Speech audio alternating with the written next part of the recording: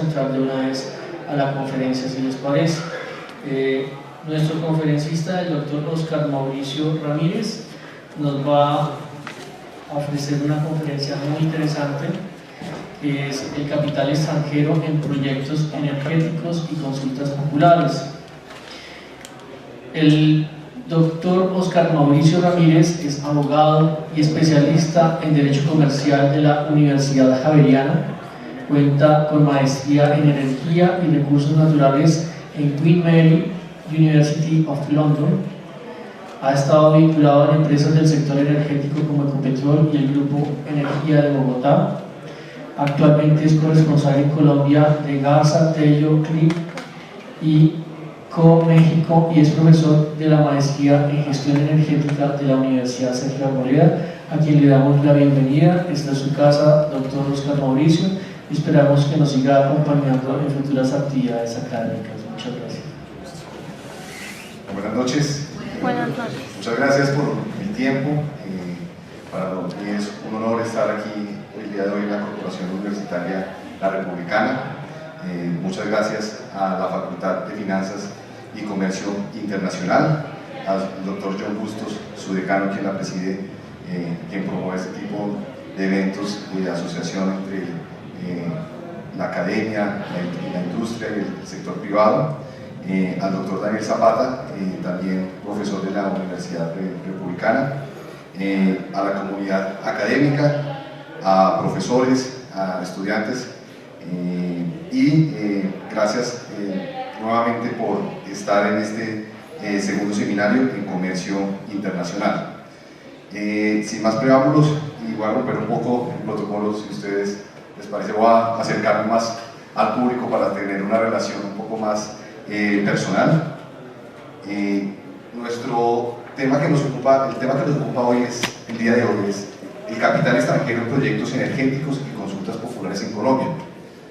Como ustedes saben, las consultas populares han sido uno de los temas mediáticos que se han presentado desde el 2007, con ocasión de una serie de expresiones democráticas que han hecho algunos municipios en Colombia, iniciando por Cajamarca, por Cumaral. Recientemente Fusagasugá también se expresó, también el municipio de Pasca en Cundinamarca, y todo esto ligado a ¿qué? A una gran pregunta: ¿se puede o no realizar o llevar a cabo proyectos mineroenergéticos en Colombia que estén alineados con el uso del suelo y adicionalmente con la vocación productiva de los municipios, sin tampoco llegar a afectar el medio ambiente y teniendo en cuenta las comunidades? Ustedes dirán, esta es una pregunta bastante larga, pero como pueden ver, tiene muchas aristas, ¿sí? Y eso, ¿por qué? Porque claramente estamos involucrados en tres puntos cardinales. Si ustedes pueden ver, es un título en blanco y negro, pero lleva mucho. Estamos hablando, uno, de capital extranjero, inversión extranjera directa. Segundo, de proyectos energéticos, ¿sí? Que es un sector que representa un importante porcentaje del Producto Interno Bruto de Colombia. Y naturalmente consultas populares, que es un instrumento democrático que surgió con la Constitución del 91, y todo esto involucrado hacia la viabilidad o no de una actividad de interés nacional, como es el sector mineroenergético. Yo te pediría, y me da pena excusarme, que me ayudes con la medida de ciencia. Muchas gracias. Entonces, ¿cuál es la agenda del día de hoy? La agenda son básicamente 4 puntos. Primero, el sector mineroenergético en cifras. Segundo, las consultas populares en Colombia. Tercero, consecuencias de la ausencia de estabilidad jurídica. Y finalmente, conclusiones. Iniciemos, por favor, con el primer punto. Sector mineroenergético en cifras. Podemos seguir la siguiente. Básicamente, perdón, me muevo por acá. Este es la distribución del Producto Interno Bruto por actividad económica del año 2017. Ustedes pueden ver que el sector minero representa básicamente el 7%, ¿sí? Sin embargo, si uno comienza a mirar otros sectores del PIB, encuentra uno también el sector de la construcción. Obviamente el sector de la construcción pues, no está desagregado en qué actividades del sector o qué industrias están o no en él, pero pues uno pudiera naturalmente concluir que también puede tener efecto en el sector minero. Claramente el sector minero energético conlleva proyectos de gran envergadura y de gran calado en infraestructura, ¿sí? Adicionalmente el sector transporte. Recuerden también que en Colombia el sector transportador de hidrocarburos es uno de los más importantes, ¿no? Transporte de hidrocarburos por carrotanques, transporte de hidrocarburos por vía fluvial. Entonces, digamos que vemos que dentro de la distribución sí hay un porcentaje importante. Y quiero que noten algo que contrasta en el sector minero y el sector del agricultor. Miren la diferencia, tenemos un punto, ¿no? Esto, digamos, para tenerlo en cuenta y más al final de la conclusión vamos a ver cómo está relacionado. Adelante, por favor. Perdón, podemos regresar. Esta cifra es naturalmente representativa. Entre el 2010 y el 2018, la inversión extranjera directa alcanzó aproximadamente 44.000 millones de dólares. Es una cifra supremamente importante. Entonces, ahí comenzamos, digamos, a relacionar cómo está relacionado con el Producto Interno Bruto. Ahora sí, adelante. Esta gráfica es muy diciente, ¿no? Si ustedes la ven, le dedican unos pocos segundos. Básicamente, la barra azul representa al sector petrolero y la naranja al sector minero. Entonces, uno pudiera esta gráfica distribuirla en tres momentos, ¿no? Cortémosla entre el 2007 y el 2010. Vemos que hay una fluctuación entre los dos sectores muy parecida, ¿sí? Algunas diferencias, pero es constante. Sin embargo, llegamos al 2011 y vemos un incremento dramático en el sector petrolero. El sector minero, digamos, mantiene, digamos, su curva y ya en 2012, 2013, 2014 la inversión extranjera directa es altísima en el sector petrolero. ¿Ustedes recuerdan esa época? Era la época de la bonanza petrolera, ¿sí? En donde habían grandes proyectos de infraestructura en el sector petrolero. Estamos hablando de la refinería de Cartagena, estamos hablando de la modernización, el plan de modernización de la refinería de Barranca Bermeja, estamos hablando del oleoducto Bicentenario, el OBC, toda la estrategia de evacuación de crudos. Y en esa época los campos de producción se incrementaron notablemente y comenzó el sector petrolero a demandar mayor inversión por ejemplo, en el sector infraestructura, en el sector de transporte, con unos precios altos, ¿no? El precio del petróleo alcanzaba alrededor de los $100 por barril. Sin embargo, llegó el 2015 y ustedes recuerdan qué pasó en el 2015. En el 2015 es la crisis mundial del petróleo, basado en unos factores geopolíticos y también especialmente por la producción del shale gas en Estados Unidos a través de la técnica del fracking, hoy altamente discutida, ¿sí? Pero el sector petrolero, después de una bonanza petrolera bastante importante en el 2014, cae en el 2015 y en el 2016 dramáticamente. Ya en el 2017, 2018, digamos, empieza un poco a recuperar su estabilidad. Sin embargo, vemos con gran preocupación que el sector minero, en contraste, está cayendo, ha caído notablemente. Y uno se pregunta, digamos, son commodities que se rigen bajo ley de oferta y demanda, pero ¿por qué esa diferencia? ¿Sí? Y entonces entra la pregunta para todos aquí es, bueno, estamos mirando hoy el tema de las consultas populares, ¿sí? La diferencia que puede tal vez tener una consulta popular en un territorio netamente petrolero o un territorio netamente minero. Aquí, digamos, está la tasa de crecimiento. Vemos en el 2015 el petróleo alcanzó menos 47, sin embargo en el 2017 Minas y Caldera sí definitivamente continúa sin recuperarse. Adelante. Entonces, la pregunta, ¿sector extractivo en declive o sector eléctrico en crecimiento? Esta es una gráfica bien interesante que la quise traer hoy a esta conferencia. Básicamente porque es muy reciente, desde 2018, y es la tasa de crecimiento anual por actividades económicas, en donde encontramos que efectivamente la explotación de minas y canteras sigue negativo, menos 2.7, ¿sí? Sin embargo, llama la atención, por ejemplo, que el sector eléctrico, suministro de electricidad, gas, vapor, está en crecimiento, ¿sí?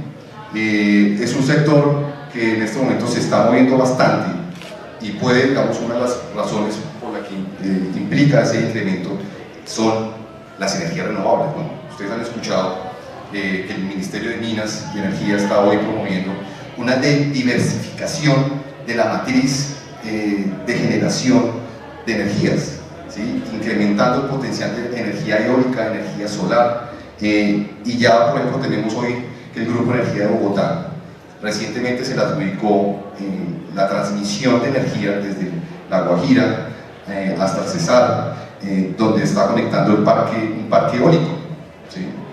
De importante magnitud en generación de energía. Entonces, esto, digamos, en cifras, uno puede concluir que el sector minero energético está, digamos, decayendo, especialmente en el sector minas. Adelante, sí. Entonces, la pregunta, consultas populares en Colombia, entonces, ¿han sido la principal causa de la desaceleración del sector minero energético? Esa es nuestra pregunta que nos lleva hoy, ¿sí?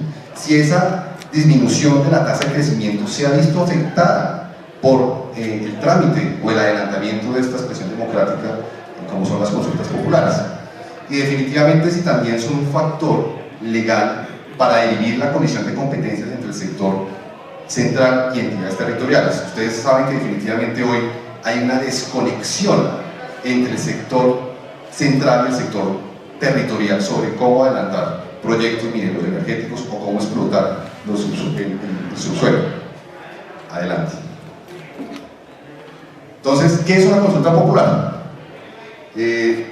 Esta gráfica la traje a colación porque es muy representativa. Tal vez es muy difícil que alguien de pronto, o si alguien me quiere ayudar, en dónde fue esta consulta popular.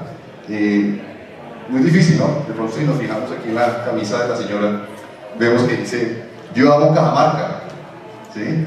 Esta fue la consulta popular que se lanzó en el 2017 por Cajamarca, en donde se le preguntó básicamente a la comunidad si quería o no desarrollar un proyecto minero que está siendo hoy objeto de exploración por la Anglo-Gola Ashanti, y pues el año pasado, digamos, tuvimos una respuesta contundente de las comunidades en donde se dijo que no.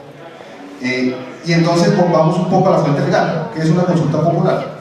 La consulta popular es la institución mediante la cual una pregunta de carácter general sobre un asunto de trascendencia nacional, departamental, municipal, distrital o local es sometida por el presidente de la República, el gobernador o el alcalde, según el caso, a consideración del pueblo para que éste se pronuncie formalmente al respecto.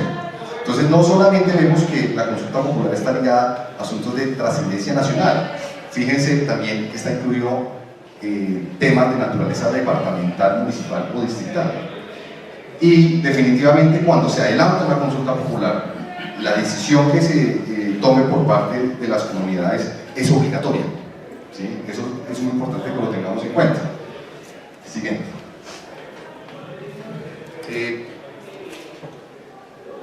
¿Qué es una consulta popular? Esto está básicamente enfocado en la ley 134 de 1994, especialmente es el artículo 51 y el artículo 56, en donde está hablando de cómo se lleva a cabo esa consulta popular. Aquí básicamente incide nuevamente en que se trata de asuntos de carácter nacional o departamental, y en el artículo 56 hace referencia a que una vez se lleva a cabo esa consulta popular, ¿sí? Es decir, la alcaldía o en el caso, si fuera un asunto nacional, la presidencia de la República decide adelantarla con ocasión porque el pueblo, digamos, o porque la comunidad lo demanda, y el resultado es positivo. Es decir, ante la pregunta, por ejemplo, si se puede adelantar o no un proyecto minero en una región, si la respuesta es positiva, se dice que automáticamente las autoridades tienen que llevarla o materializarla, concretarla. ¿Y cómo? A través de un decreto ley. ¿Sí? Eso es muy importante, porque es cómo se lleva o cómo se materializa esa decisión. Siguiente. Bueno, empecemos, digamos, con algunos ejemplos de estas consultas populares. Entonces estamos hablando de Cajamarca, ¿sí? Que Cajamarca es conocido como la despensa agrícola de Colombia, ¿no? Y ahí entra a comenzar una dicotomía, ¿no?, entre dos sectores importantes, como el sector minero energético y el sector agrícola.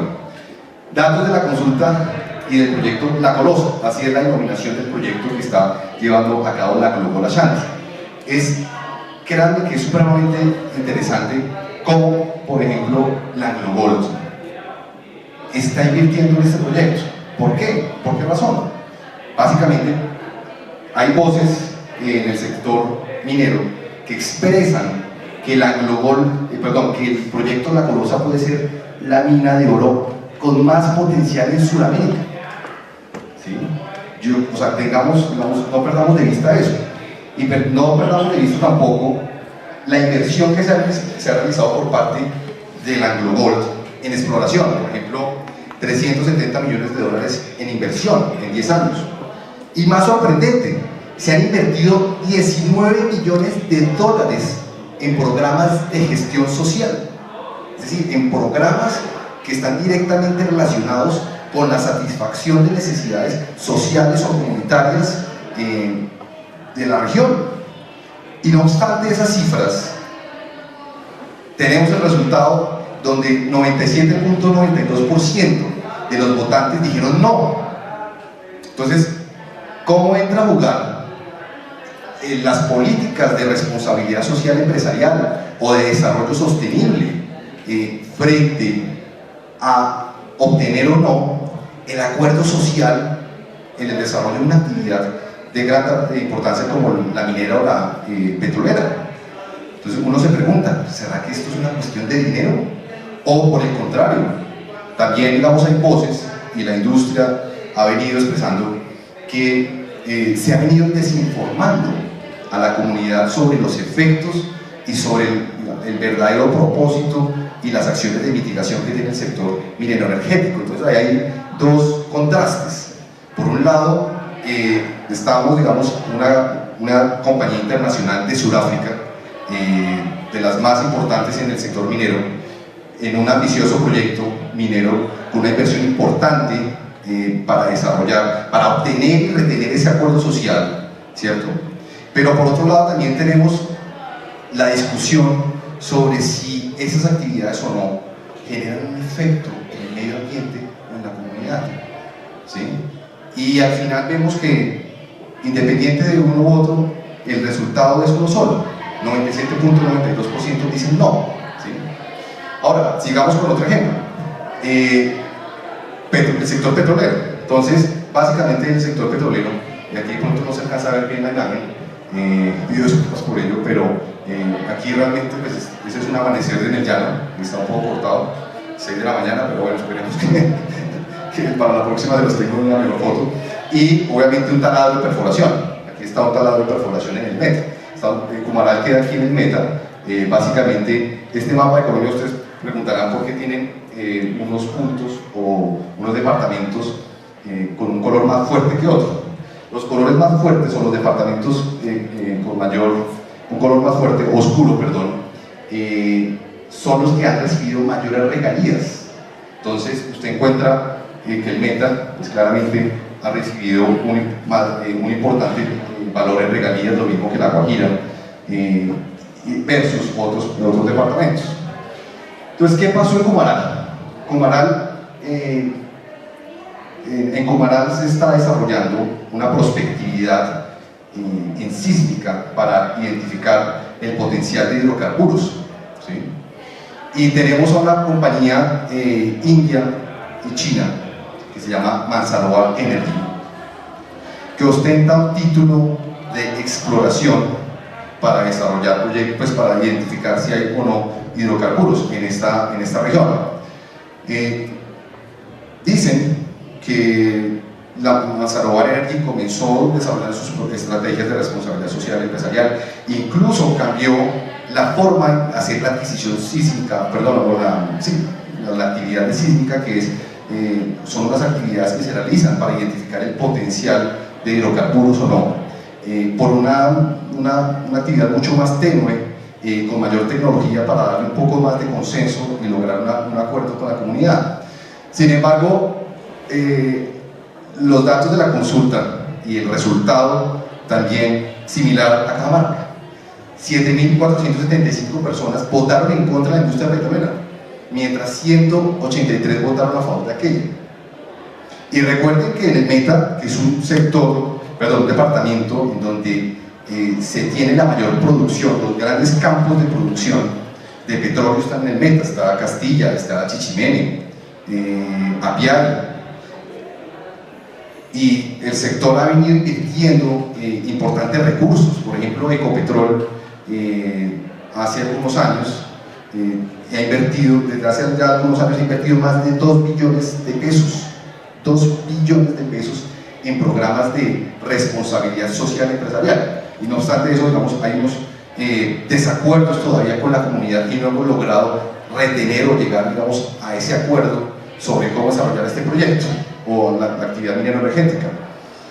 Entonces, ¿qué pasó? Las comunidades en Cumaral, Meta, optaron definitivamente por el sector ganadero, rechazando la industria petrolera. Y ha existido un debate ambiental por el aprovechamiento hídrico y existen preocupaciones sobre potenciales terremotos y un deterioro en las condiciones sociales del municipio. Obviamente aquí usted lo mismo, encuentra voces a favor y en contra. Pues a favor está toda la industria, digamos, promoviendo con evidencia, con argumentos desde el punto de vista técnico, que los efectos no son, digamos, no son tan, o hay una forma de mitigar los efectos que produce la actividad, pero por otro lado las comunidades están diciendo rechazamos esta industria porque se altera nuestras condiciones sociales, nuestras condiciones económicas, se altera la vocación productiva de nuestra región, y entra, digamos, esa tensión nuevamente entre la industria, las comunidades y el sector territorial. Siguiente. Esta es la radiografía, digamos, de las consultas populares que se han llevado a cabo, que se están planeando. Algunas se han llevado a cabo y otras están suspendidas. Tenemos en total 56 municipios que han proyectado someter a consulta popular la viabilidad de adelantar actividades minero-energéticas, ¿sí? Básicamente 42 en trámite, 7 suspendidas y 7 realizadas. Siguiente. Entonces, estos son tres actores importantes que quise parafrasear. Son extractos literales de la audiencia pública que se llevó a cabo en abril de este año en la Corte Constitucional sobre la consulta popular de Cumaral, que adelantó Manzaroar Energy. Allí estuvo representantes de la Asociación Colombiana del Petróleo, estuvieron representantes de Ecopetrol y finalmente Manzaroar. Entonces, ¿qué dice la Asociación Colombiana del Petróleo? Y me voy a permitir leerlo. Uno de los grandes activos ha sido la seguridad jurídica, pero infortunadamente se nos ha convertido tiempo atrás, y especialmente por las consultas populares, en el principal riesgo de nuestra competitividad. Ecopetrol. El interés nacional que encarna Ecopetrol naturalmente tiene una tensión con los intereses de las entidades territoriales, pero ha llegado hasta el punto en que el desarrollo de las consultas populares, en la forma en que actualmente se están dando, genera que el interés de una entidad territorial que representa un interés particular de la comunidad prevalece sobre los intereses del Estado, que representan un interés general de todos los colombianos. Entonces, hay un claro ejemplo entre el principio del interés particular versus el interés general. Entonces, ¿qué prevalece? ¿Sí? Claramente se ha dicho que el interés particular tiene que ceder ante el interés general. Y finalmente Manzaroar Energy que es una empresa que promueve la demanda en contra de la consulta popular llevada a cabo en Pumaral, establece que mientras estas incertidumbres no se aclaren, será cada vez más difícil materializar una inversión, ¿no? Esta falta de estabilidad jurídica, difícilmente se podrá concretar una inversión en el sector, ¿sí? Siguiente. Entonces, el punto de discusión. Entonces, es altamente probable que la desaceleración del sector tenga origen en una variedad de problemas económicos, sociales y de política pública y división de industria. Sin embargo, no debe perderse de vista que las consultas populares son solo un medio, ¿sí? Las consultas populares es un medio de participación ciudadana que está prevista en la Constitución, por lo cual el repunte del sector minero-energético no debiera depender del resultado de una u otra consulta popular que se lleve a cabo en el país. Entonces, uno se pregunta, ¿será que el problema de fondo son las consultas populares? ¿O pueden haber otros asuntos diferentes que subyacen en cada pregunta que se hace? Siguiente. Aquí les voy a pedir un momento que se tomen unos segundos para ver esta gráfica.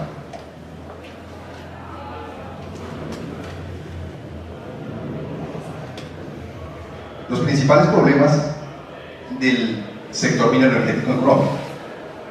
Me permití, en mi opinión personal, tomar 4 puntos. Suelo y subsuelo. La discusión sobre quién es el propietario de los recursos del subsuelo. Segundo, regalías. Tercero, aquí de pronto esto está muy en verde, pero lo leo, licencia social y licencia ambiental. Y cuarto, estabilidad jurídica. Entonces, si uno arranca por suelo y subsuelo, entonces la pregunta es, ¿Colombia necesita una política de Estado estable y concreta que nos defina el norte sobre la intervención en el sector minero energético?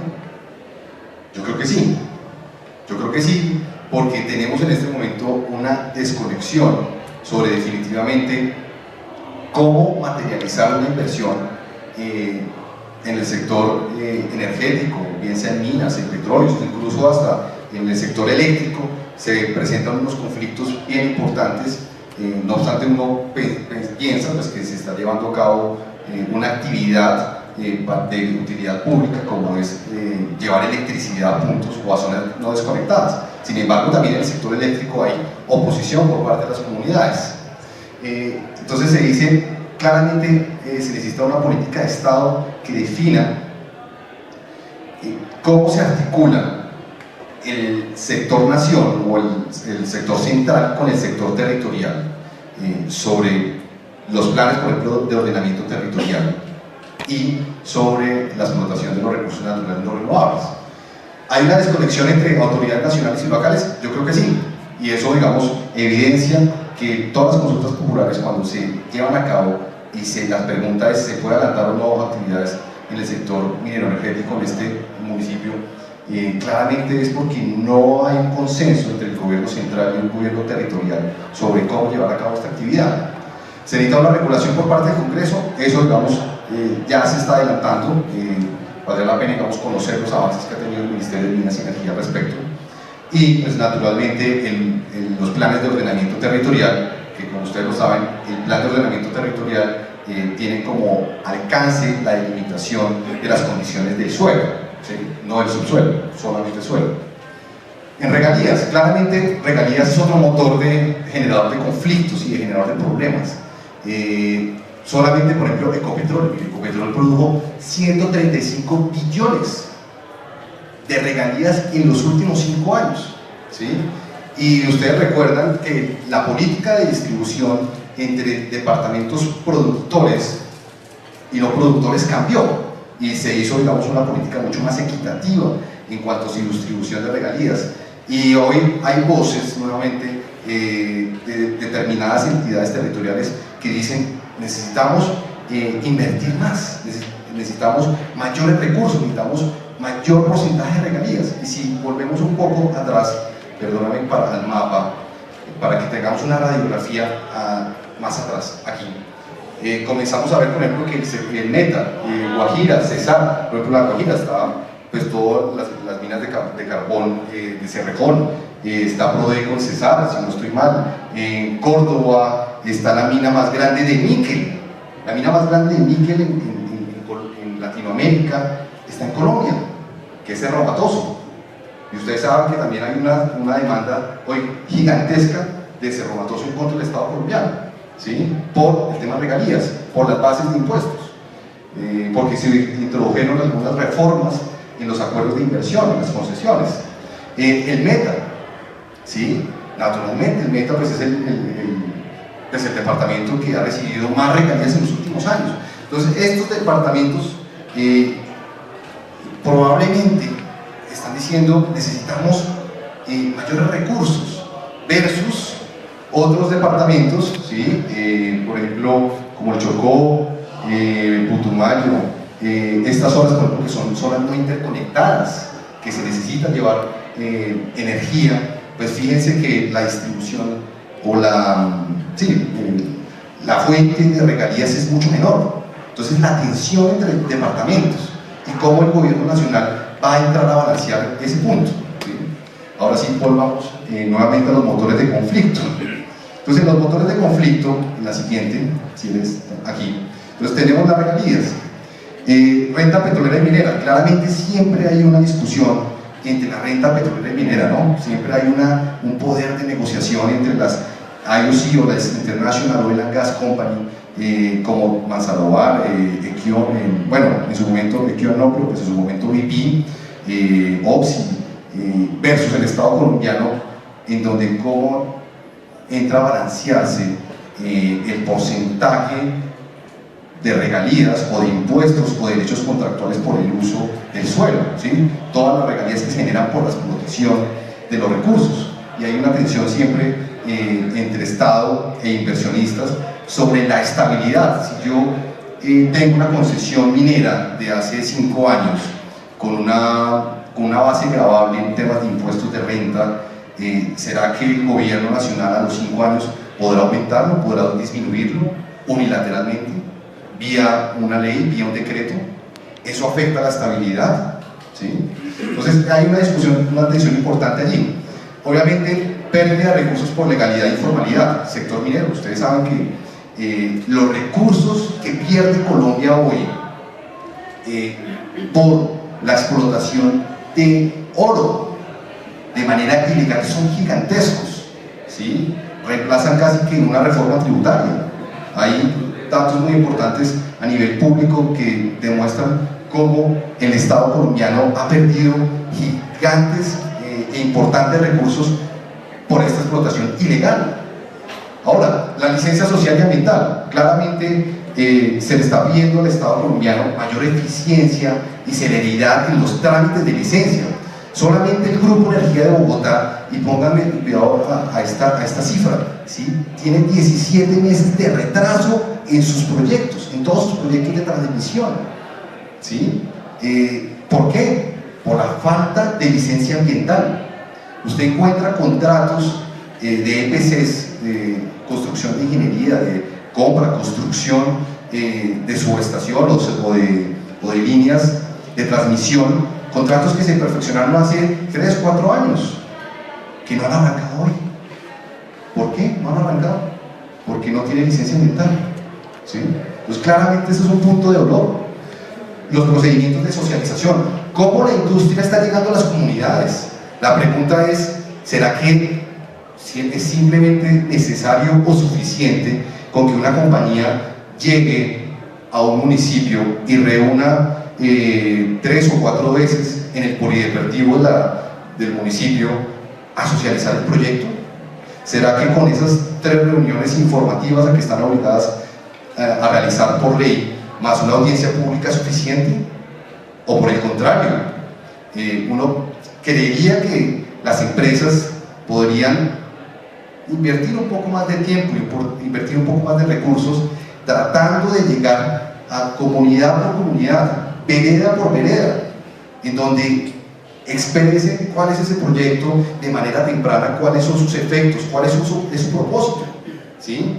Porque en muchas ocasiones, y la experiencia nos lo ha dicho, y recientemente en la clase de Maestría en Gestión Energética en la Centro Arboleda, en donde hay estudiantes del sector petrolero, minero, se entra, ellos digamos dicen, tenemos una preocupación, porque cuando nos relacionamos directamente con las comunidades vemos que hay una desinformación a veces sobre la realidad del sector, o incluso, y puedo parafrasear algunas palabras, se habla de extorsión, se dice, las comunidades nos están extorsionando a veces en contratación local, en mano de obra formada y no formada. Un ejemplo, por ejemplo, en el Casanare en su momento, en la licitación de transporte de hidrocarburos se decía, aquí solamente entran transportadores del Casanare, no más. Si usted quiere contratar transporte de hidrocarburos, solamente contrátelo con transportadores de la región. ¿Eso qué quiere decir? Que un transportador de la costa o de Bucaramanga no podía entrar al Casanare. No obstante ser la actividad de transporte y la habilitación, cuando se le da una habilitación a una empresa de transporte, es de carácter nacional. Entonces, comienza uno a pensar en todos los problemas que tiene el sector, fíjense, en la forma, por ejemplo, en que se socializan los proyectos y se relacionan con las comunidades. El alcance de la consulta previa claramente es otro de los problemas que ha tenido, ¿sí? Encuentran censos de comunidades indígenas al inicio de un proyecto y después comienzan a variar en el transcurso de los años o de los meses. La contratación local, como lo dije, ¿qué se puede contratar localmente o no con mano de obra o con bienes y servicios competitivos en la región? ¿Qué pasa, por ejemplo, si en la región una empresa petrolera no encuentra los bienes o las empresas que pueden proveer ese servicio? ¿Sí? Entonces, digamos que quedan las empresas maniatadas para únicamente contratar con personas o con empresas de la región y la mano de obra formada y no formada. Ahora, y finalmente estabilidad jurídica, y esto digamos es el punto que le doy a los inversionistas. Los inversionistas, bien sea nacional o extranjero, un inversionista le pide al Estado que le pide que la ley, ¿sí?, que esté vigente al momento de la celebración de los contratos sea la que perdure durante toda la inversión de los proyectos, ¿sí?, que haya una estabilidad. Y ahí, digamos, se le pide un poco, se le está pidiendo a las cortes y al sistema legal que haya una unidad de criterio, ¿sí?, que no tengamos disparidad de conceptos, no tengamos disparidad de pronunciamientos frente a un mismo asunto, ¿sí? Y uno también dice, y digamos, pudiera pensar en cómo las grandes empresas están utilizando, por ejemplo, buenas prácticas de contratación internacional.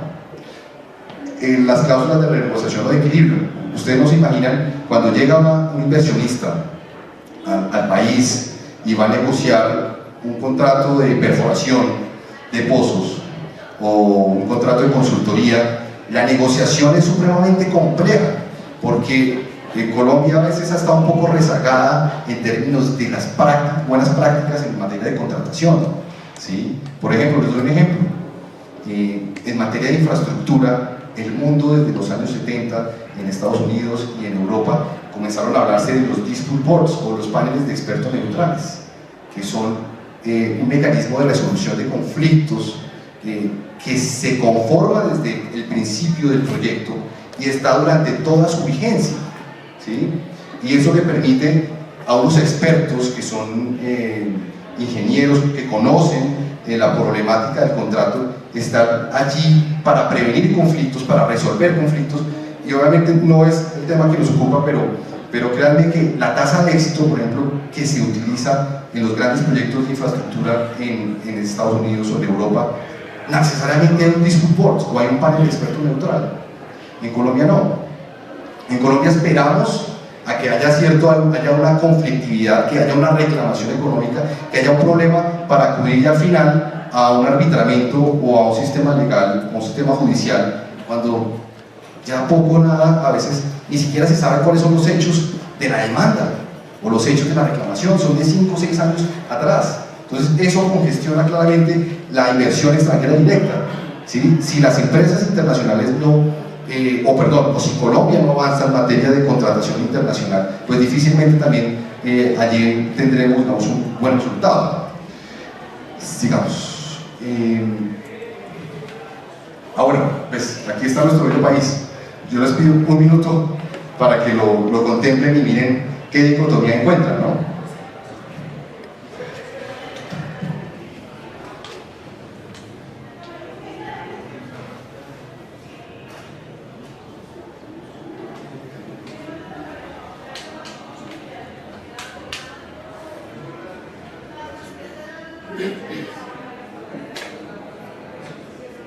Les ayuda un poco.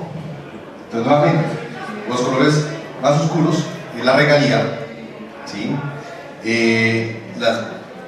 Los colores, el color púrpura representa el índice de pobreza extrema y el amarillo la presencia de comunidades indígenas. Esto es una información pública, no me la inventé, es una información que se trae de la Agencia de la Prosperidad Social o del ANSPE en su momento, donde ellos tienen un mapa en donde usted puede cruzar una serie de variables económicas en diferentes sectores.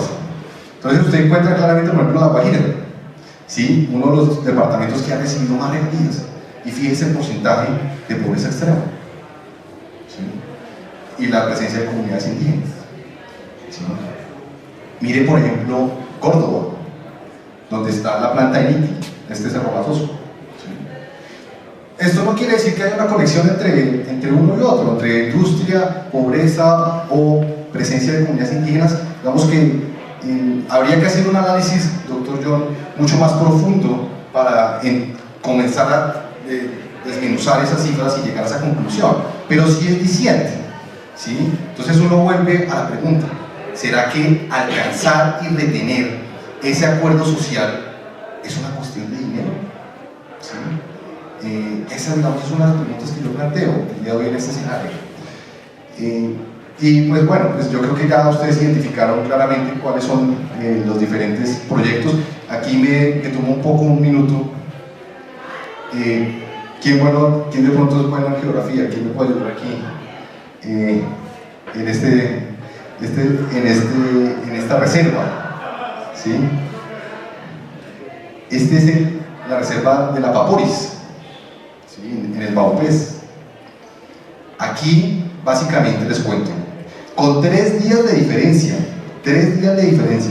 el Estado colombiano adjudicó una licencia minera a una compañía canadiense y luego declaró la misma área como reserva forestal, reserva parque natural, con 3 días de diferencia, ¿sí?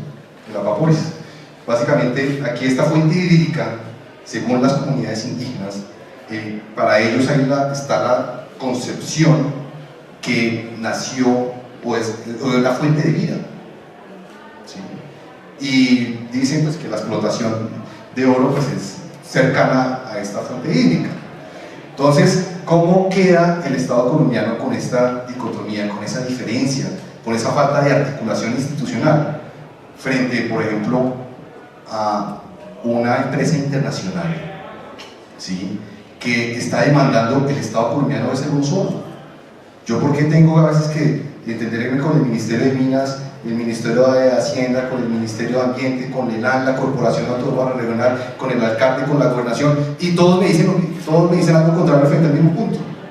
¿Sí? ¿Eso qué desembocó? ¿Cuál creen que usted es el resultado? El resultado fue una demanda ante el CIADI, ¿sí?, que es el organismo de resolución de controversias en materia de inversión, una demanda gigantesca. Ahorita les doy los números, ¿sí? Todo por esa falta de articulación estatal. Entonces, hoy estamos sentados acá y no nos damos cuenta del efecto económico, ¿sí? Hoy eso se toma un tiempo, se toma unos años, pero pasado el tiempo que se tome la Corte, el CIAI, para analizar esa demanda, vamos a ver los resultados y ahorita vamos a ver los valores. Siguiente. Entonces, subsuelo, punto especial de desconexión. Entonces, digamos, es el marco normativo, estas 4 esquinas. Entonces, ¿qué encontrábamos? Constitución política, ¿qué encontramos? Constitución política económica. Artículo 332. El Estado es propietario del subsuelo y de los recursos naturales no renovables, sin perjuicio de los derechos adquiridos y perfeccionados con arreglo a las leyes preexistentes, ¿sí? Habla del Estado, ojo, el Estado, No está hablando del sector nación, no está hablando del sector territorial, no está hablando del sector central, está hablando del Estado. Segundo, artículo 324, la Dirección General de la Economía estará a cargo del Estado, nuevamente, repito. Está intervenida por mandato de ley por la explotación de los recursos naturales en el uso del suelo, la producción, distribución, expresión y consumo de bienes. Y obviamente estos son los artículos, el 287 es el que regula la autonomía que tienen las entidades territoriales, ¿sí?, para gobernarse de manera autónoma e independiente. Y lo mejor de todo, ¿qué hizo el constituyente o cuál fue la intención del legislador en su momento en el 91? Que hubiera una cooperación, que hubiera una coordinación entre el sector nación y el sector territorial. Fíjense, los diferentes órganos del Estado tienen funciones separadas, pero colaboran armónicamente para la realización de sus fines. Hay un deber de colaboración o cooperación, ¿sí? Y ahí está, digamos, esto representa la atención, ¿no? Claramente de la rama ejecutiva del poder público, donde dice que el Estado es el propietario de subsuelos, recursos naturales no renovables, y ya vamos a ver los fallos de la Corte Constitucional frente al punto, y las entidades territoriales reclamando, digamos, su autonomía e independencia para regular el suelo y obviamente para, digamos, definir cuál es la vocación productiva de sus regiones. Siguiente. Vamos a alta tensión de competencias. Vamos a una línea de tiempo que nos va a demostrar cómo la Corte Constitucional, frente a este mismo punto, ha tenido diversas conclusiones. Entonces, punto de partida, Código de Minas, artículo 37, ¿sí? Se hizo un proyecto legislativo en donde se incluyó este parágrafo. Lo leo textualmente: ninguna autoridad regional, seccional o local podrá establecer zonas del territorio que queden permanente o transitoriamente excluidas de la minoría. ¿A qué está refiriendo eso? Se le está dando, digamos, se le está dando como un veto, ¿sí?, a las autoridades territoriales, ¿sí? Se le está imponiendo más bien un veto a las autoridades territoriales para que en sus planes de ordenamiento territorial no regularan nada frente a la explotación de recursos naturales no renovables. Tanto así que le decía, usted vía plan de ordenamiento territorial, usted no puede colocar ningún veto, usted no me puede vetar el sector petrolero ni el sector minero, usted no lo puede hacer. Ese fue el artículo 37 del Código de Minas. Naturalmente ese artículo cuando salió fue muy polémico, ¿sí? Y en el 2012, con ocasión de unas demandas, unas acciones de constitucionalidad contra ese artículo, la Corte en el 2012 dijo: oiga, ese artículo 37 es exequible por una razón, por la utilidad pública que está inmersa en la minería, por el interés general que representa la minería, porque los recursos provenientes de las regalías que vienen del sector petrolero minero pues se distribuyen en toda la nación, en todo el pueblo colombiano, y se dijo: este artículo es exequible, ¿sí? Y eso obviamente, digamos, a las autoridades territoriales, a las comunidades, digamos, les colocó esa restricción, ¿sí?, ese impedimento. Ahora, luego, en la misma Corte, en el año 2014, establece que, y volvió a revisar ese fallo, y dijo: no, espéreme, porque el artículo 37 del Código de Minas sí es exequible, pero bajo una condición, y es que exista un acuerdo entre el sector central, es decir, el gobierno nacional, y el sector territorial sobre las medidas de protección del medio ambiente, desarrollo económico, social, cultural y salubridad de las comunidades. Entonces ahí comenzamos un poco a pensar en si para desarrollar un proyecto petrolero minero necesitamos también un acuerdo social que involucre a las comunidades, al territorio, al sector territorial, al sector nación. Y la Corte dijo: sí, es exequible, pero tiene que haber un acuerdo. Sigamos en esta norma. Sí, ahora, en el 2000, ¿puedes regresar un momento? Creo que... ya, no sé, adelante, está bien, perfecto. En mayo de 2016, Y coincidencialmente, meses posteriores, en agosto, la misma Corte Constitucional tiene dos fallos importantes. Sentencia C-273 de 2016. ¿Sí? Dice en ese fallo, el artículo 37 del Código de Minas es inexequible, por cuanto el Código de Minas, que se tramitó bajo una ley ordinaria, no era la vía legislativa para afectar las competencias del sector territorial. Para usted intervenir o para regular las competencias de una autoridad territorial, de un departamento, usted tiene que tramitar una ley orgánica. Y la diferencia es que en la ley orgánica usted necesita una mayoría absoluta del Congreso. O sea, hay mayores condiciones sobre los resultados o las conclusiones que se adelanten frente a la discusión de un asunto de gran trascendencia como es la explotación del sector minero energético. Entonces fíjense, porque la Corte Constitucional hace un análisis un poco más legal, ¿cierto?, frente a un tema de procedimiento, ¿sí? Sin embargo, lo interesante es que no deja lo sustancial, y lo sustancial dice: tiene que existir también un acuerdo interestatal entre el sector nacional y el sector territorial. Es decir, vuelve a reafirmar que se necesita esa alianza entre sector departamental y nacional. Ahora, sorprendentemente, meses posteriores, la misma Corte, en una sentencia de tutela, que es la famosa sentencia de Quijao, ¿sí?, da un giro completamente distinto.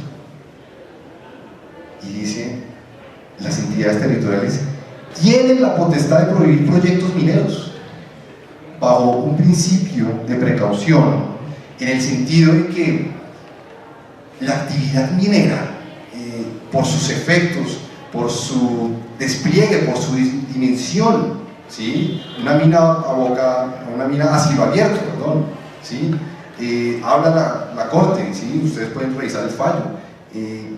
En Colombia no se ha demostrado si esas actividades del sector minero energético tienen o son responsablemente un 100% con el ambiente, con las comunidades y con la vocación productiva de la región. Entonces, bajo esa falta de evidencia científica, ¿cierto?, se dice: no, yo prefiero prevenir el daño ambiental, prevenir que se intervenga a una comunidad, prevenir que se generan esas posibles, porque son posibles afectaciones. No estamos hablando, la Corte no está diciendo que hay una afectación total, no, dice que hay es propenso, ¿sí? Pero como tampoco hay una evidencia que pruebe que el sector minero, por ejemplo, el colombiano, genera una alta afectación en las fuentes hídricas, dice: yo prefiero prevenir, y digo, prohíbo, y le doy a los alcaldes la posibilidad de vetar vía consulta popular. Así lo dice la Corte. Entonces, en el agosto de 2016, tengan en cuenta la magnitud que esto representa en una comunidad. El alcalde tiene la posibilidad, bajo una consulta popular, ¿sí?, que es promovida por su gente, de decirle no a un proyecto minero por si hay unos efectos ambientales negativos. Y esto es textual: cambio en la vocación productiva de una región. Si un proyecto o una actividad minera afecta la vocación productiva, el alcalde tiene la posibilidad de decir: no. ¿Qué es la vocación productiva? Es sector agrícola, ¿sí? Afectación en el suministro de alimentos, orden público, medio ambiente y alteración de otras industrias. Y reconoce que las comunidades tienen el derecho de participar y expresar su opinión sobre la viabilidad o no de un proyecto minero. Reconoce que el resultado que arrojan las consultas populares es de obligatorio acatamiento. Ahora, adivinen, ¿ese es el último pronunciamiento? ¿Ya creen ustedes? ¿Ese es el último pronunciamiento? No, no es el último. Entonces, encontramos en la siguiente diapositiva, si es tan amable, el último pronunciamiento, que pues al día de hoy, doctor John, entiendo, no se conoce todavía el texto de la sentencia. Sin embargo, sí, la Corte Constitucional, vía comunicado, expresó cuál es su alcance. La sentencia es el 095 del 2018. magistrada ponente Cristina Pardo, si no estoy mal. Entonces, en esta revisión que hace la Corte, bajo la acción popular, la consulta popular, demandada por Manzanovar. ¿Recuerdan de Manzanovar cuando estamos hablando de Cumaral? ¿Se acuerdan de Cumaral, Meta? ¿Sí? Entonces, bajo esa demanda que interpone Manzanovar, la Corte decide seleccionar la sentencia y dice: yo quiero hacer una revisión de este caso por la trascendencia nacional, por la trascendencia del asunto, y da un giro nuevamente y dice: las consultas populares no pueden prohibir la extracción de recursos naturales no renovables. ¿Sí? Las entidades territoriales no tienen el veto para o imponer un veto para la exploración y producción. ¿Sí? Entonces, fíjense que si recapitulamos un poco, y perdón por un montón de sentencias, pero si recapitulamos un poco, en el 2016 teníamos una Corte que le estaba diciendo a las alcaldías: usted sí puede tramitar una consulta popular para decirle no a la minería. ¿Sí? Ahora tenemos una Corte que está diciendo no, usted alcalde no lo puede hacer. ¿Por qué? Porque las consultas populares que usted adelanta como alcalde son de alcance territorial, ¿sí? No alcance nacional. Y dado que el recurso natural no renovable, como el petróleo, la explotación minera, es de utilidad pública y de alcance nacional, eso le compete hacia el sector nación, no al sector territorial. ¿Sí me hago entender? Le está diciendo a los alcaldes: usted se limita al suelo, no al subsuelo. Pero la pregunta, tal vez, y creo que no sé si todos acá somos abogados, ¿hay algún ingeniero? ¿No? ¿Geólogo? Tal vez, ¿no? La pregunta es: ¿será que el suelo y el subsuelo se pueden separar estructuralmente? Pregunta. ¿Sí? ¿Por qué? Porque naturalmente, para extraer los recursos naturales renovables, tú tienes que intervenir el suelo, tienes que intervenir un municipio. ¿Sí? Y eso puede generar un cambio en las condiciones sociales o económicas, sí. Ahora, los cambios no son negativos, también pueden ser positivos. Fíjense, ¿sí? Pero ahí está el punto en donde la industria tiene que demostrar con hechos y datos, perdona la expresión, con hechos y datos, ¿sí?, que su actividad es responsable con el medio ambiente y es responsable con los derechos humanos y es responsable con las comunidades. ¿Sí? Si las industrias, la inversión extranjera directa, estamos hablando de las grandes multinacionales o incluso Ecopetrol como un organismo de intervención del Estado, si tienen un rol pasivo y deciden simplemente hacerse a un lado y decir: yo tengo una licencia legal, es decir, yo tengo un título de la Agencia Nacional Minera o tengo un título de la Agencia Nacional de Hidrocarburos para hacer una sísmica, para explorar, yo soy legal, mi actividad minera o petrolera es legal. Independiente de eso, yo con esa actividad o con esa fuente legal, usted, señor Estado, tiene que garantizar las condiciones sociales y jurídicas y económicas para que mi actividad se pueda desarrollar. Entonces, doctor Joan, perdón, hago una intervención. ¿Cómo está la metodología? ¿Las preguntas las podemos hacer acá o al final? Adelante, por favor, porque si no, me aburro yo solo hablando. No, tranquilo, pues. Mi pregunta es lo siguiente: ¿qué tan viable, qué tan convincente es el Ministerio de pronto para la grabación? Yo creo que para la grabación sí es importante el micrófono. Gracias. Doctor, ¿qué garantía tiene el Ministerio de Energía ante esos estudios de que el medio ambiente no va a ser afectado y que hasta qué punto cree usted que las consultas populares van a eso cuando me dañan mi región, me dañan mi vereda, el campesino o la comunidad no se beneficia de nada? ¿No cree usted que ahí está radicando en parte del problema?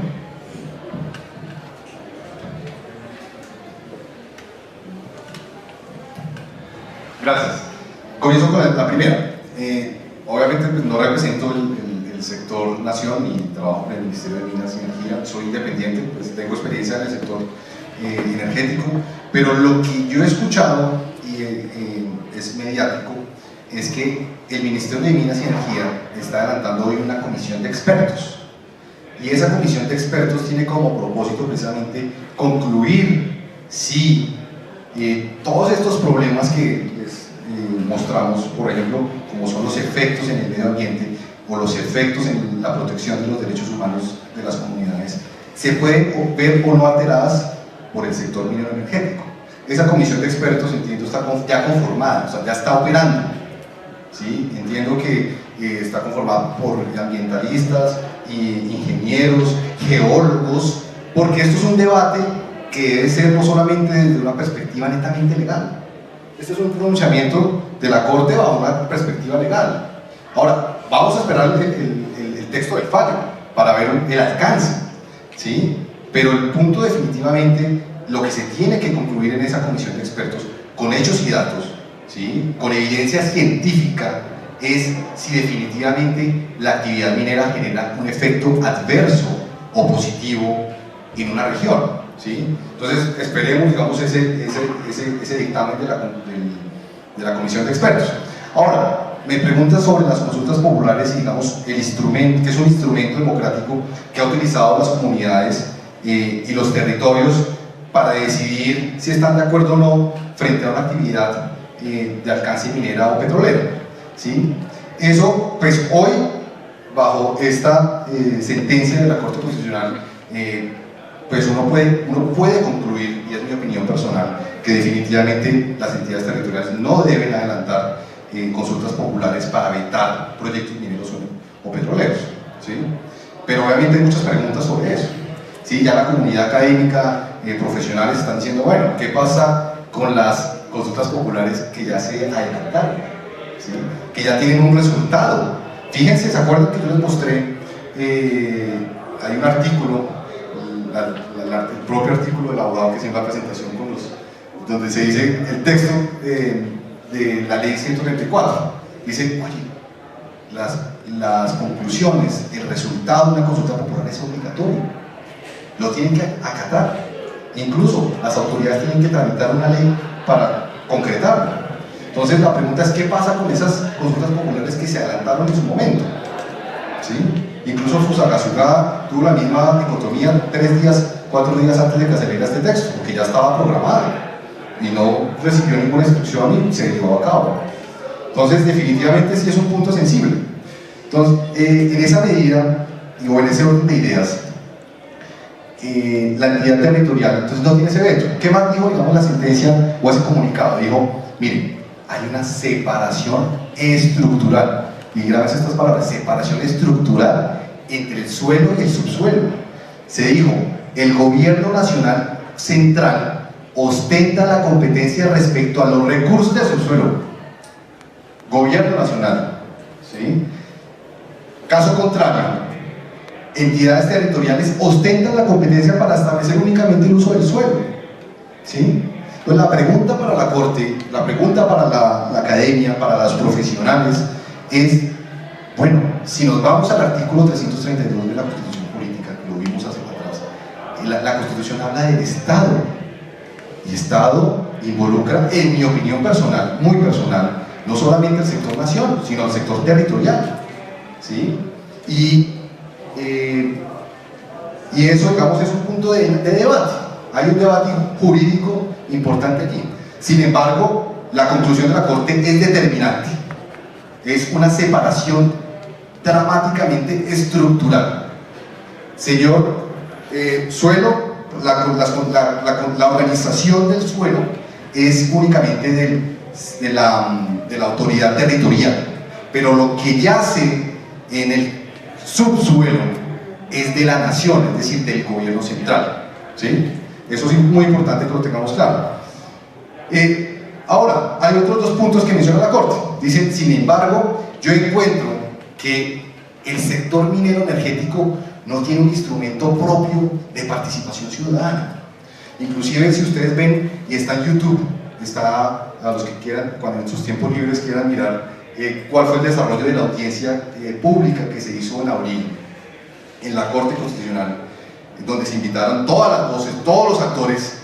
Hay voces en donde dice, mire, es que definitivamente la consulta popular sí se creó con unos fines generales, pero es que el sector minero energético no tiene un instrumento para precisamente garantizar esa socialización efectiva del proyecto. No tenemos ese instrumento. Vale la pena la discusión. Si realmente se necesita o no hoy en Colombia un instrumento diferente a las consultas populares para involucrar a las comunidades. Esa es la pregunta. ¿Necesitamos un nuevo instrumento o la consulta popular era suficiente? Bajo diferentes perspectivas. Y ahí entra uno con un montón de problemas, porque claramente, si esta es la línea donde hay una separación estructural, las consultas populares claramente no son el medio. ¿Sí? Ahora, si volvemos a la sentencia de la Corte de Bijao, en donde se habla del principio de precaución y va más allá de un tema científico, porque inclusive la Corte en su momento le dio 2 años al gobierno para que regulara la intervención del Estado y creara una comisión donde se concluyera con hechos y datos de manera científica cuáles eran los efectos que se dan en el medio ambiente. Pero hoy en el caso tenemos esta sentencia. Entonces la Corte le dice al Congreso de la República: defina mecanismos de participación ciudadana e instrumentos de coordinación y concurrencia nación-territorio. Defínalos. Esto entiendo que ya bajo el ministro anterior de Minas y Energía se venía adelantando un proyecto de ley. Hoy con la nueva ministra entiendo que se está promoviendo esas acciones o esa comisión de expertos para regular ese mecanismo. Y obviamente a las otras autoridades como la Agencia Nacional de Hidrocarburos. Esto me parece interesante, porque a la ANH, quien es la agencia que directamente asigna los contratos de exploración y producción, le está diciendo: señores, en la delimitación de las áreas, en la definición de los bloques de exploración, bien sea continental o offshore, usted tiene que involucrar a las entidades territoriales. Va a ser interesante. Es un procedimiento, ¿no?, donde la ANH tiene que involucrarlos. Lo mismo en el Ministerio de Minas y Energía, ANH y Agencia Nacional Minera. Tienen que establecer procedimientos de diálogo, comunicación e información, ¿no?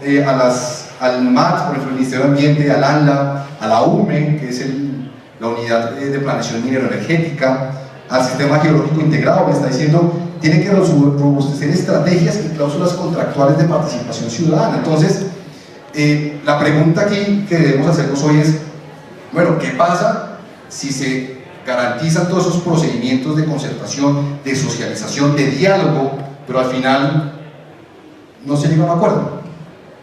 Entonces la pregunta es: ¿se necesita hoy en Colombia acuerdo social con las comunidades o con una autoridad territorial para adaptar un proyecto minero energético? Esa es la gran pregunta que quiero dejar hoy en este escenario. Y ya, digamos, para concluir, vamos a la siguiente. Bueno, esto es un texto, digamos, de un tratadista colombiano, Álvaro Bechara, donde dice, parafraseo: mientras la anterior constitución declaraba que la soberanía estaba radicada en la nación, la nueva constitución política establece que la soberanía descansa en el pueblo. ¿Y esto qué quiere decir? Inclusive son palabras de la Corte Constitucional en algunos de los pronunciamientos que ha tenido. Y ha dicho definitivamente, en materia de explotación de recursos naturales no renovables, el constituyente no quiso asignarle ni a uno ni a otro la titularidad de los recursos. O sea, no le dijo expresamente: señor alcalde, señor ministro de Minas y Energía, usted es el propietario. No quiso, digamos, distribuir. Sigamos. Y ya, entonces, claramente, bueno, aquí vienen un poco las consecuencias de la ausencia de estabilidad jurídica. Creo que les estoy yendo mucho más de tiempo. Doctor John, usted me dirá, ya vamos adelante. Esto es importante, y perdónenme que me voy adelantando a la conclusión. Sin embargo, estos hechos créanme que son muy relevantes. Miren la cifra.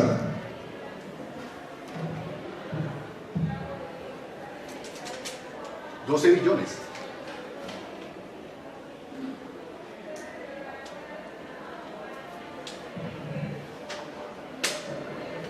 Demandas internacionales de inversión contra Colombia registradas en el CIARI, que es el Centro de Resolución de Conflictos en materia de inversión del Banco Mundial. Esto es una institución del Banco Mundial. Miren, esto es una abstracción, doctor John, que se saca directamente del CIADI, ¿sí? Donde ustedes miran básicamente cuáles son las demandas que tiene hoy Colombia por inversionistas y encontramos estas sumas o estas empresas. Obviamente Gas Natural Fenosa, Electricaribe, ustedes lo conocen, es altamente conocido, mediático, encuentra el sector minero energético, sector minero de Segovia y Marmato en Antioquia, una demanda de 700 millones de dólares por la Gran Colombia Gold, ¿sí? Esto entiendo está relacionado con los temas de minería tradicional y minería ancestral que se desarrolla en esos municipios. Está la Galway Gold en el proyecto Reina de Oro, 196 millones de dólares. Adicionalmente está la Red Eagle en el páramo Santurbano. Ustedes vieron todo el problema que se generó con la delimitación del páramo, que la Corte dijo no, señores Ministerio de Medio Ambiente, tienen que nuevamente realizar una delimitación geográfica del páramo porque no involucró a todas las comunidades.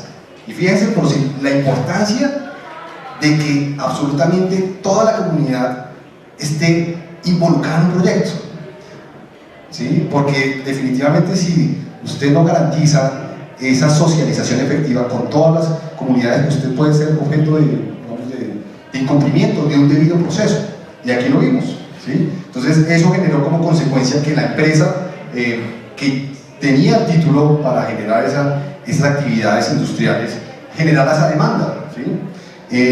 Ecoro Minerals, sector minero, páramo Santurbán, igual. Glencore International, miren la Glencore también en el proyecto Calenturitas. Entonces estos son unos datos dicientes, ¿no? Sigamos. Aquí está un poco, creo que tenemos mucha luz, pero esto era básicamente un mapa de, digamos, del global donde estaban todas las, digamos, empresas por nacionalidad, pero podemos seguir adelante. Gracias. Entonces, estas demandas que generan, obviamente uno se pregunta ¿dónde se ha logrado o no un acuerdo social en este momento en Colombia para desarrollar un proyecto minero energético? Entonces, ¿cómo empieza el ciclo, no? Entonces, uno empieza viendo las protestas sociales, ¿sí? Protestas sociales en el Meta, por ejemplo, en Chichimene, en Castilla, en Acacías, en donde se le dice a la industria petrolera, Ecopetrol, se le expresa su desacuerdo con ciertas políticas. No quiero entrar, digamos, en detalles, ni mucho menos uno está en contra o a favor de otros, pero sí hay unas protestas sociales importantes que generan una parálisis. ¿Qué genera la parálisis? Claramente, la suspensión de una actividad petrolera o una actividad minera, porque eso genera que si tú automáticamente, comunidad, bloqueas una vía y tienes unos taladros de perforación, una cuadrilla de perforación que ya viene adelante bajo un acuerdo, una licencia legal de la ANH, y genera un retraso en un proyecto de 3, 4 días, 5 días, automáticamente, dicen los geólogos, se está generando una producción diferida. ¿Qué es una producción diferida? Eso es básicamente cada día que usted deje de explotar, está perdiendo. Cada día que usted deje extraer recursos, está perdiendo, y imagínese usted con un precio a $100 el barril. Entonces eso genera una parálisis, claramente genera una reclamación y unas demandas, porque el efecto de una protesta social, ¿cuál es? Que automáticamente el contratista, por ejemplo, de perforación, que son contratistas internacionales, pues el contratista internacional le va a decir a Ecopetrol: señor, págueme el stand-by, mis equipos quedaron bloqueados en la vía hacia Castilla, Chichimene por 5 días. ¿Cuánto vale el stand-by de un taladro de perforación? No tengo el dato exacto, pero es mucha plata. Es mucha plata. ¿Y esa reclamación a quién le llega? A Ecopetrol o a las mineras o a las petroleras en la región. Y entonces, ¿de dónde salen esos recursos? Entonces, comienza usted a pensar cómo, por ejemplo, eso afecta el abastecimiento de energía y cómo termina, digamos, disminuyendo la renta petrolera, y eso genera algún agudecimiento del índice de pobreza. Sigamos. Entonces uno pregunta, oiga, ¿será que es necesario repensar el concepto de cómo se aborda el Corporate Social Responsibility o las estrategias de responsabilidad social empresarial? Un concepto que extraje de un ingeniero en Australia, de la PhD Billington, que curiosamente tiene una forma de aproximarse al concepto de desarrollo sostenible diferente a la tradicional. ¿Cómo opera la tradicional? La tradicional son a través de convenios sociales que hace, por ejemplo, Ecopetrol con la alcaldía de Villavicencio para desarrollar proyectos de infraestructura comunitaria, ¿sí? Donde básicamente se giran recursos por parte de la empresa para que el alcalde directamente construya infraestructura comunitaria, un acueducto o un polideportivo. Este ingeniero en Australia en el 2013 dijo, esa forma de hacer estrategias de responsabilidad social empresarial están agotadas, porque básicamente no se ha logrado demostrar que a través de inversiones solamente dirigidas a recursos de dinero, o porque yo genero un efecto en el ambiente o un efecto en el suelo, genere una compensación, eso puede generar, digamos, otro matiz. Entonces dice Harvey, hay necesidad de cambiar un poco la forma de aproximarse a las comunidades. Y lo primero, dice, por ejemplo, unos cursos de introducción local a las comunidades. En la industria petrolera, eso es común, dada, digamos, el factor de riesgo involucrado en la actividad. Cada trabajador debe estar certificado en temas de HSE, eso quiere decir en salud, en higiene, en industria. Cada vez que usted trabaja en una empresa petrolera o minera, tiene que hacer unos cursos específicos, inclusive como contratista. Entonces dicen, venga, ¿por qué si cada trabajador tiene esos cursos, él también debería tener unos cursos de cómo aproximarse a una comunidad, ¿sí? De cómo entender las necesidades que tiene la comunidad, y inclusive deben ser cursos que deben ser dirigidos por personas que tienen la formación en la educación. Se tiene que ganar obviamente la confianza de las comunidades, ¿sí? Se tiene que demostrar respeto a las comunidades, y esto es lo más importante, se habla de cómo el trabajador debe tener la licencia social en su ADN, ¿sí? ¿Eso qué quiere decir? Que absolutamente sea un trabajador contratista o un trabajador directo, él tiene que conocer su proyecto, conocer su proyecto petrolero o minero, y conocer los efectos que genera, porque en muchas ocasiones lo que se ve en la práctica es que las empresas en la gestión social es una gestión tercerizada. ¿Qué quiere decir tercerizada? Que simplemente yo contrato una empresa consultora especialista en temas de gestión social, mandan allí a unas personas especialistas en la materia, pero tal vez ellos no conocen toda la actividad, y ahí comienza a generarse una desconexión, porque cuando las comunidades comienzan a preguntarles a los gestores sociales, a los trabajadores sociales, bueno, ¿cuáles son los efectos que generan en el medio ambiente? ¿Qué efectos negativos se generan en la industria o positivos? Hay una desconexión. Entonces se dice, se tiene la licencia social, debe estar en el corazón de cada trabajador. Eso, digamos, es la tendencia que se está proponiendo. En contra, obviamente, de una tendencia que solamente habla de dinero, solamente habla de transacción. La medida que yo invierto, llego aquí a Chichimene o llego aquí a una actividad minera, petrolera en Fusa, con unos recursos vía donación o vía convenio social, automáticamente yo ya gané la licencia social, ¿sí? Ese es, digamos, el cambio que se está generando. Doctor, qué pena, lo acomodo. Entonces, las conclusiones. Un poco, aquí me va a permitir leer las conclusiones. En el 2015 se marcó un antes y un después en el sector petrolero y minero. En el 2015 la tasa de crecimiento y la inversión extranjera directa de ambos sectores alcanzaron sus picos entre el 2011 y 2014. ¿Te acuerdas? Estamos hablando en la bonanza petrolera. Sin embargo, desde el 2015 ambas industrias no se han logrado recuperar todavía. Ahora, ¿cuál ha sido el factor de declive de esas industrias? Uno podría pensar, doctor John, claramente que hay una crisis global de bajos precios. En su momento, pues por los commodities, por el tema del fracking en la autosuficiencia de Estados Unidos, ¿no? Recuerden que Estados Unidos promovió el fracking como el derrotero o la herramienta que le permitió abastecerse y ser autosuficiente para producir hidrocarburos en su país, en su territorio, sin depender del Medio Oriente. Entonces eso automáticamente comenzó a generar una tensión con la OPEC, con la Organización de Países Petroleros No Exportadores, Entonces hay una, digamos, una afectación sustancial, la crisis del petróleo, ¿no? En el 2015. Y adicionalmente, ahora vamos a la economía colombiana. ¿Qué pasó en la economía colombiana?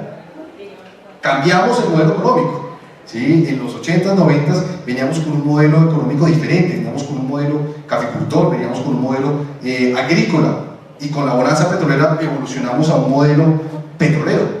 Y en esto pues vale por ejemplo destacar lo que decía el ministro Cárdenas en su momento, donde se decía que se necesita diversificar la economía colombiana para no depender única y exclusivamente del petróleo, porque el día que baje el precio del petróleo automáticamente la economía queda afectada, ¿sí? Siguiente, doctor.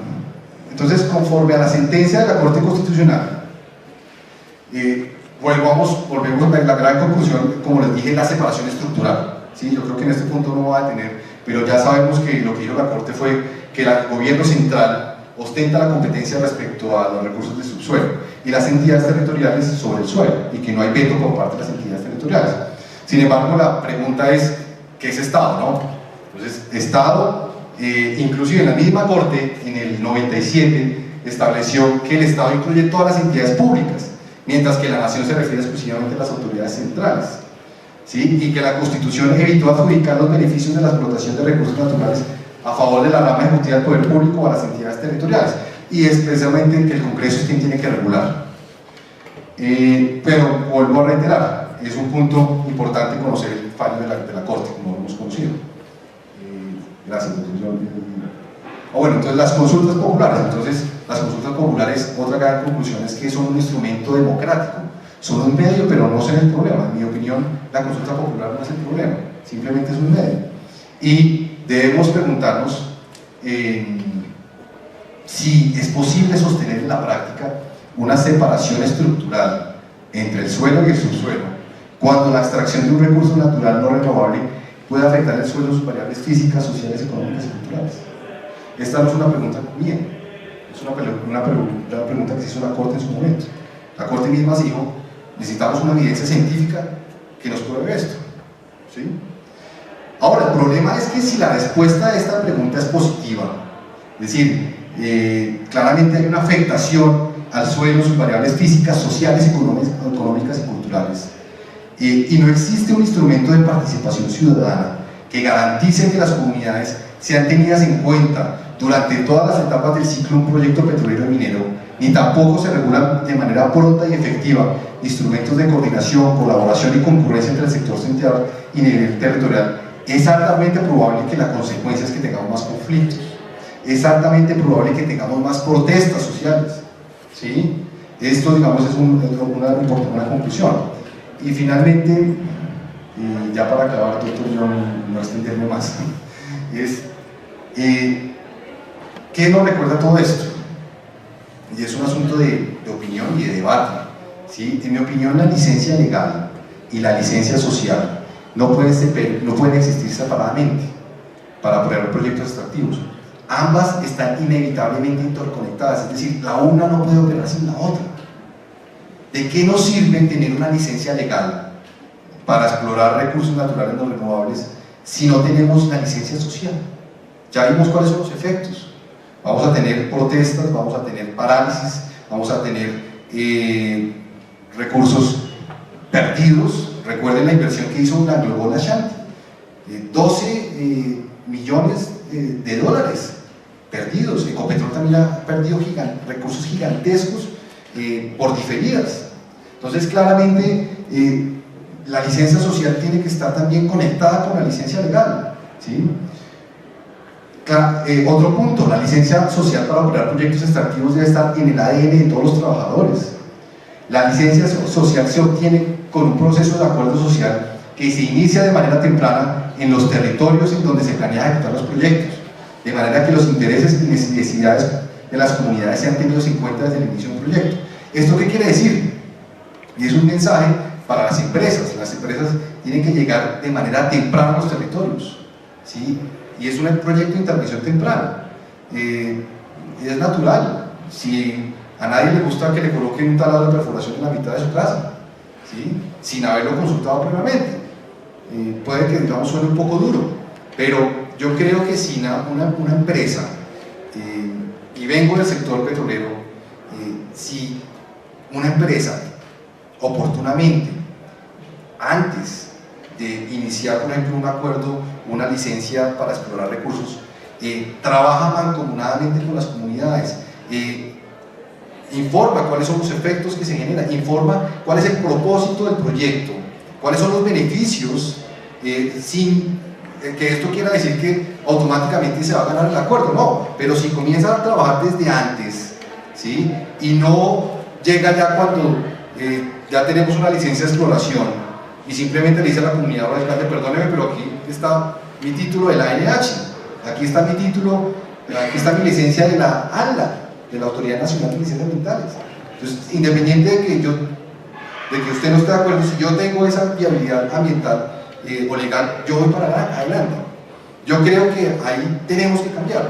Las empresas tienen que cambiar, digamos, esa forma de relacionarse con las comunidades, o si no, pues el Estado y todos vamos a perder, porque automáticamente ya vieron las demandas, de dónde van a salir los recursos para pagar los abogados en arbitramiento en Nueva York y en Londres, frente al CIAI o frente a la Cámara de Comercio Internacional de París. Entonces la licencia social es un proyecto o es un proceso que involucra de manera activa a toda persona que habita una comunidad o territorio. Esto es una recomendación práctica. Las empresas no deben abordar el acuerdo únicamente con las juntas de acción comunal, ¿sí? Hay veces que las juntas de acción comunal, y no quiere ser una afirmación categórica, pero puede ser que las juntas de acción comunal no representen a toda la comunidad. Se han visto casos en que puede que algunas personas digan, mire, yo no me veo reflejado por esta junta de acción comunal, o esta junta de acción comunal tiene unos intereses diferentes, ¿sí? Entonces, esto es una forma en cómo se debe abordar el territorio, ¿sí? Y finalmente, la licencia social para operar se debe obtener y retener durante todas las etapas de un proyecto petrolero minero, ¿sí? Y finalizo allí. La licencia social se debe retener antes de la etapa de exploración, durante la etapa de exploración, en la etapa de producción, en la etapa de cierre y conclusión del proyecto, ¿sí? Uno debe tener durante todo el ciclo del proyecto minero petrolero, retener esa licencia social, no solamente tenerla con la licencia ambiental y automáticamente se genera el acuerdo social, no, debe ser durante toda la etapa o ciclo de un proyecto. Y con esto, si no hay otra positiva, que espero que no, porque ya creo que me estaba adelantando, termino. Muchas gracias por su participación y por su asistencia, y pues quedo a sus órdenes en cualquier inquietud, pregunta, doctor John, con el mayor de los gustos. Muchas gracias a nuestro conferencista. No sé si alguien quiere hacer una pregunta sobre el tema.